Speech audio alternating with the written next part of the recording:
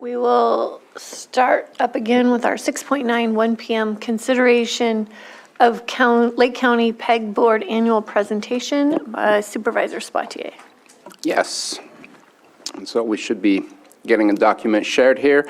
We do an annual PEG Board meeting. I'll try to convey the previous presenter, which was Ed Roby, who would continuously come to the county to present and let you know what's been done in the past years and what's being planned.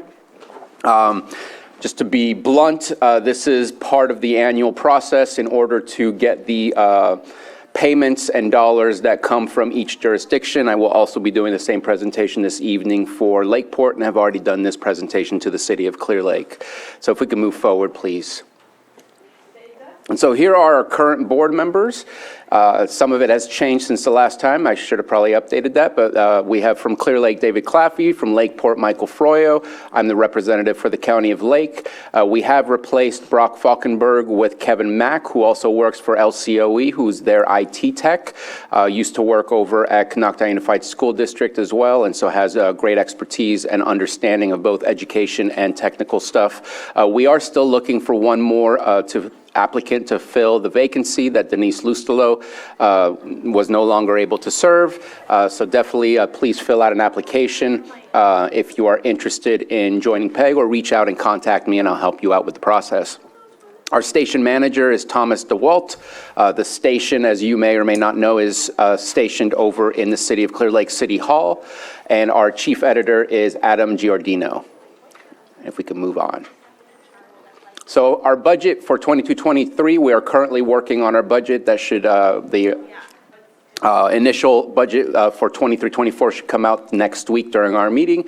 But our revenues are $32,500 from the city of Clear Lake, $8,000, city of Lakeport, $2,000, county of Lake, $15,000. That's under the agreement that we currently have. And if we can move on to the next. Our expenses are $33,000. As you could see, it is $500 more than our current revenues. So we're trying to work on those things. Our station manager gets paid $12,000 a year. Our editor, $4,800 a year. And our facilities and insurance costs us $8,000 total. And the work that we've been doing that you remember in January, I think it was January, I approached the board with a work to provide a videography for the MAX. That was part of trying to enhance our revenues as well. And as an update, this Monday, we have all of the equipment. I know that Sam Houston's been working really hard, as well as Thomas DeWalt, to put it all together. We will be doing our first test of all of the equipment this Monday at the PEG TV. We want to make sure to streamline it and getting at as smooth as possible before we start working with the MAX.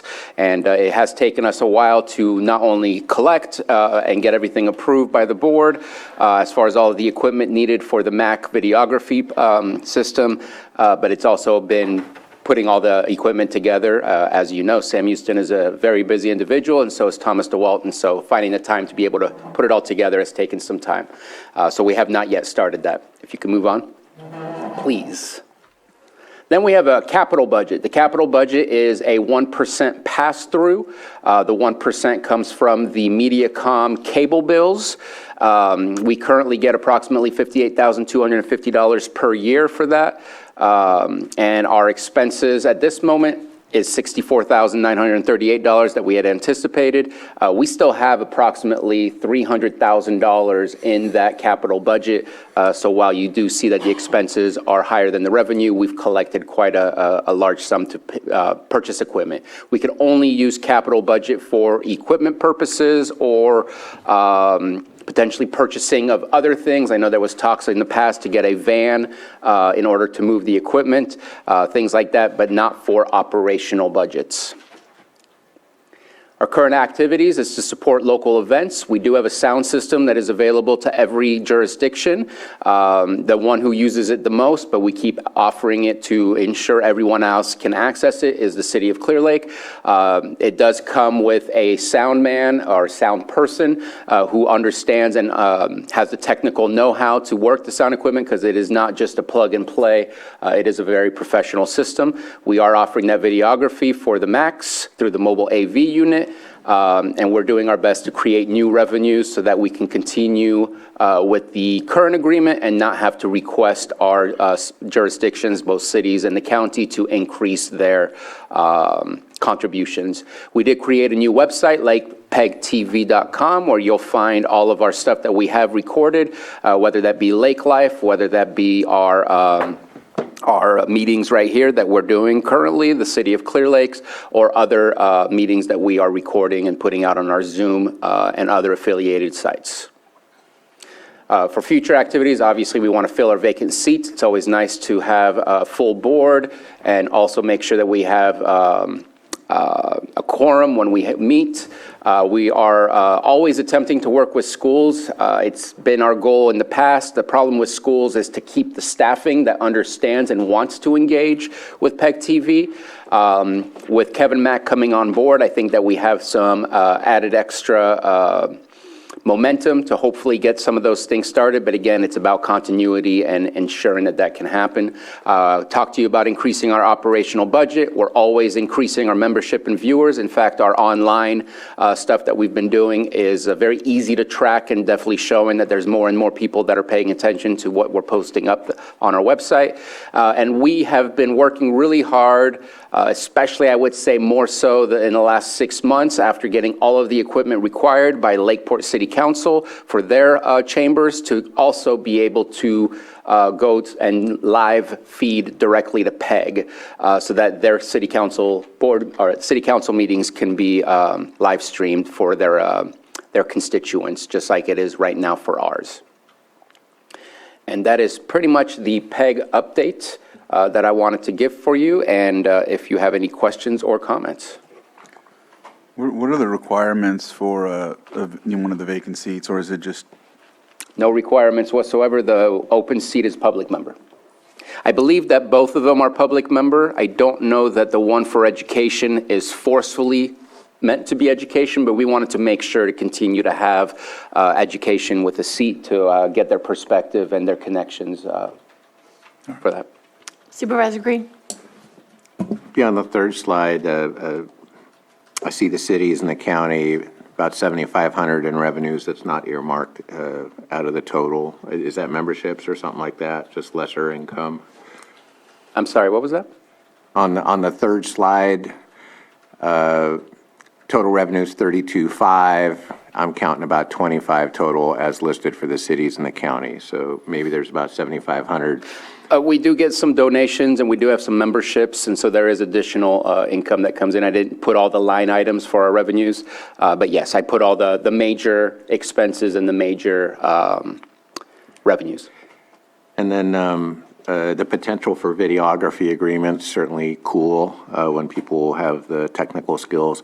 Is that limited to like public agencies that would contract, or private parties can reach videography agreements as well? So we are working on agreements to go outside of government contracts and education contracts. The idea being that if you get us for the work, the content will come back to PEG. In fact, we did have a meeting a while back with our museums who wanted us to purchase equipment to do videography for, I forget what the exact title of it, but it was history-based interviews with folks from our community. But they were nervous about providing us the content to put back on PEG. They wanted to keep it for themselves, and we weren't able to approve that because it doesn't make sense for PEG to provide funding for something that doesn't return to PEG. Our goal is to provide content to the community about the community, or just content made by the community. And so we weren't able to meet those guidelines. So as long as there's content that comes back to PEG, yes, we are working so that it goes outside of nonprofit, outside of government and education entities. If you could reach, for example, a licensing agreement, Creative Commons or something like that, there's nothing currently that would prohibit content posting on the PEG platform, but a third party that wanted to get some content posting on their website or platform or something like that. Does PEG have the ability to right now to either license through Creative Commons or create an agreement where you can do dual posting to PEG and then whatever the other person wants to post on? I got a little lost Okay. with the echo that suddenly was in my ear. Let's have a conversation about that. I don't, content needs to obviously be made by individuals. We definitely don't want to break any copyright rules. There are, like, some of the things that you see when we're on break or when we're at lunch, those are all copyright-free sourced materials that we can utilize and put on PEG, or we got the rights to putting it on PEG because it was created content locally, or content created locally. But we do want to follow copyright laws, and so anything that's ours, we also have the ability to maybe provide to others to showcase. But again, let's have that conversation, because I think the details are important. And so Yeah. everything is different. I totally look forward to a conversation on that. It's similar to, KPFZ, they have stuff goes out over the airs, goes out over the stream, but certain programmers may want to podcast it or put some of those assets on different platforms. So I see it kind of in that same realm. We can absolutely serve multiple platforms with content. So thank you for that info, and maybe we'll take a side discussion. Yep. Okay. Have anyone from the public? I just need to get promoted to panelist. Oh, no, I was late. And while we're waiting for that, just want to add, we are always looking for content creators. You can approach PEG TV. We do have equipment that can be leased from us, so that you can go ahead and make that content. That is our number one goal, is without the content, the entertainment value of PEG TV lacks. And while it's amazing that we can put our meetings and other council member meetings, maybe that is not the average entertainment that folks are looking for. It does keep you informed, but we are definitely looking for local videographers, video editors, and more to participate in PEG TV. Okay, I'm going to close public input. I'm not seeing any, and bring it back. This is discussion only. presentation. Okay, all right. Well, then we And will. after this, I will be going to the admin office to look for a check. Which is, I believe, what Ed Roby used to do. Okay.